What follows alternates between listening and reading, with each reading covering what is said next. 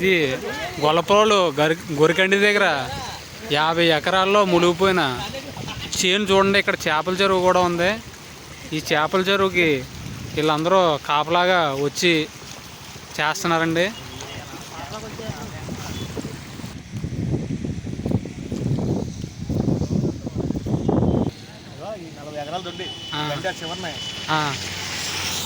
మూలనే నీరు కొలుతుందండి. ఒక అరగంట గంటలో నీరు ఎక్కువైతే కదా కంపల్సరీ ఒక 50 ఎకరాలు దొడ్డి కంప్లీట్ ముడిపోతుంది. ఆల్రెడీ ఎదుర్కొంటా ఉన్నది జంగమూరు దొడ్డి. అది ఇప్పుడు వీడియో చేయండి. అందులో పడిపోతుందండి. పడిపోయింది ఆల్రెడీ పనిచేది.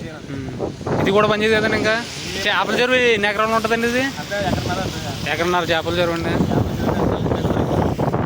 ఇప్పుడు మన సొంత చేను ఇక్కడ మీది కూడా ఉన్నట్టు కదండి.